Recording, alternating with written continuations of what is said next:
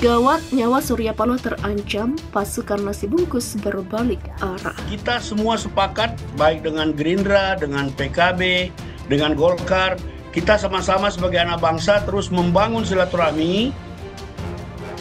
Perbedaan-perbedaan dalam pencalonan itu bagian dari dinamika kebangsaan. Hari ini kita bertanding, setelah pemilu kita semua bersanding sebagai anak bangsa, dan itu yang harus diperbanyak. Ini kan politik kebangsaan ini terus berdinamika, tetapi tiga ini sudah nyatu. Bukan cuma komitmen, ini hati sudah bertemu.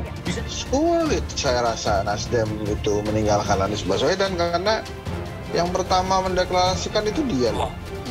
Kemudian yang selama ini keliling-keliling itu dia juga. Maksud saya Nasdem juga.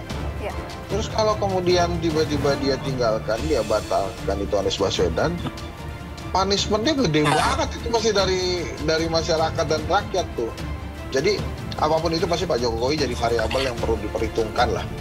Walaupun Pak Jokowi sudah mengklaim nggak ikut-ikutan capres-capresan ya, tapi sulit lah kita percaya itu.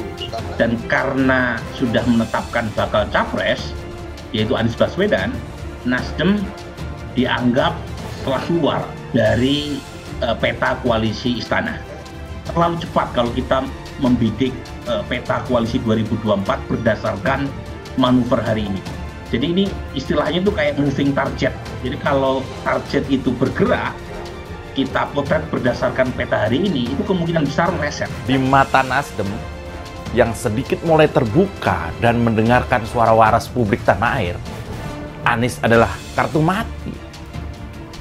Terlihat pintar dan disukai oleh Amerika, itu ternyata nggak cukup kuat untuk memenangkan hati rakyat Indonesia. Kira-kira gitu.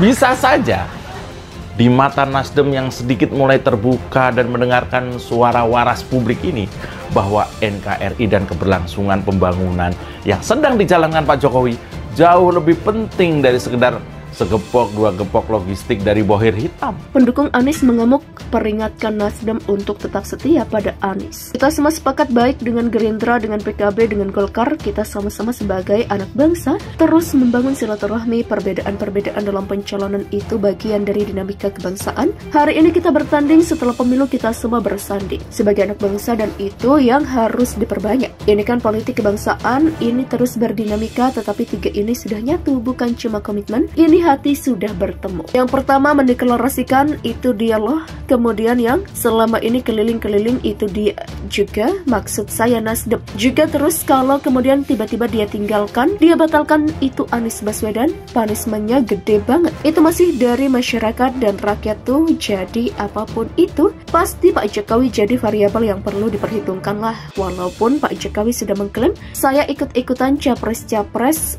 ya, tapi sulitlah kita percaya itu. Dan karena sudah menetapkan bakal capres yaitu Anies Baswedan, Nasdem dianggap telah keluar dari peta koalisi istana. Terlalu cepat kalau kita membidik peta koalisi 2024 berdasarkan manuver hari ini. Jadi ini istilahnya tuh kayak mesin target. Jadi kalau target itu bergerak, kita potret berdasarkan peta hari ini, itu kemungkinan besar meleset, di mana Nasdem yang sedikit mulai terbuka dan mendengarkan suara waras publik tanah air. Anies adalah kartu mati. Terlihat pintar dan disukai oleh Amerika, itu ternyata nggak cukup kuat untuk memenangkan hati rakyat Indonesia.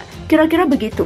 Bisa saja di mata Nasdem yang sedikit mulai terbuka dan mendengarkan suara waras publik ini, bahwa NKRI dan keberlangsungan pembangunan yang sedang dijalankan Pak Jokowi jauh lebih penting dari sekedar segepok dua gepok logistik dari bohir hitam. Ya, berita ini memang sudah lewat, tapi belum lama dan cukup menarik untuk dibahas. Seperti yang kita ketahui, memperlihatkan gelagat yang agak sulit ditebang. Nah, sebenarnya membuat banyak orang berpikir, oh, Surya Paloh bertemu dengan Jokowi di istana. Di tengah adanya isu reshuffle pada Rabu pun lalu, dilanjutkan dengan pertemuan dengan Ketua Umum Golkar Erlangga Hartarto. Jadi belum ada yang tahu persis apakah Surya Paloh sedang menggalang kekuatan untuk mendukung Anies atau sedang mencari jalan lain untuk melepaskan Anies. Tapi ada sebagian yang menganggap ini adalah tanda Nasdem mulai goyah dan mau bergabung ke koalisi lain, sambil pelan-pelan membuat Anies. Masa pendukung Anies Baswedan pada Rabu lalu dikabarkan akan menggelar aksi di depan kantor DPP Partai Nasdem atau Nasdem Tower. Kelompok tersebut mengatasnamakan diri sebagai aliansi pendukung administrasi Anies Baswedan dan mau menyampaikan sejumlah tuntutan kepada Partai Nasdem terkait dukungannya kepada Anies untuk maju sebagai capres di Pilpres 2024. Partai Nasdem harus konsisten dan komitmen memberikan dukungan kepada Anies Baswedan sebagai capres. Jika tidak konsisten, maka Partai Nasdem adalah partai pengkhianat rakyat, katanya. Dari cara mereka menyampaikan tuntutan, jelas sekali ada rasa khawatir, mereka cemas jika Nasdem tiba-tiba banting setir dan membuang Anies.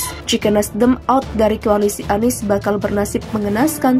Mereka pusing oleh manuver Nasdem yang menemui Jokowi dan Erlangga. Apalagi ada petingginya yang membal soal alternatif koalisi di luar koalisi perubahan di luar koalisi perubahan. Saya sempat bilang kalau Nasdem mungkin tidak begitu yakin kepada Anies sekarang. Tujuan Nasdem sebenarnya hanya satu, yaitu lolos ke Senayan ya, bukan ketujuan parpol adalah itu. Sekaligus ada kadernya yang jadi menteri. Sayangnya Nasdem belum mendapatkan hasil atau return of investment yang diharapkan.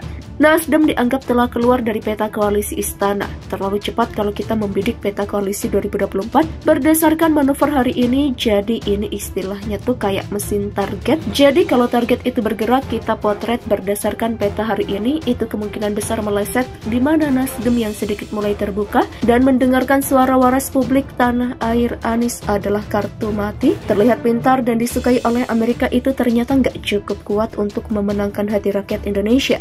Kira-kira begitu. Bisa saja di mata Nasdem yang sedikit mulai terbuka dan mendengarkan suara waras publik ini, bahwa NKRI dan keberlangsungan pembangunan yang sedang dijalankan Pak Jokowi jauh lebih penting dari sekedar segepok dua gepok logistik dari bohir hitam. Ya, berita ini memang sudah lewat tapi belum lama dan cukup menarik untuk dibahas. Seperti yang kita ketahui, memperlihatkan gelagat yang agak sulit ditebang. Nah, sebenarnya membuat banyak orang berpikir, oh, Surya Paloh bertemu dengan Jokowi di istana. Di tengah adanya isu reshuffle pada Rabu pun lalu dilanjutkan dengan pertemuan dengan Ketua Umum Golkar Erlangga Hartarto. Jadi belum ada yang tahu persis apakah Surya Paloh sedang menggalang kekuatan untuk mendukung Anies atau sedang mencari jalan lain untuk melepaskan Anies. Tapi ada sebagian yang menganggap ini adalah tanda Nasdem mulai goyah dan mau bergabung ke koalisi lain.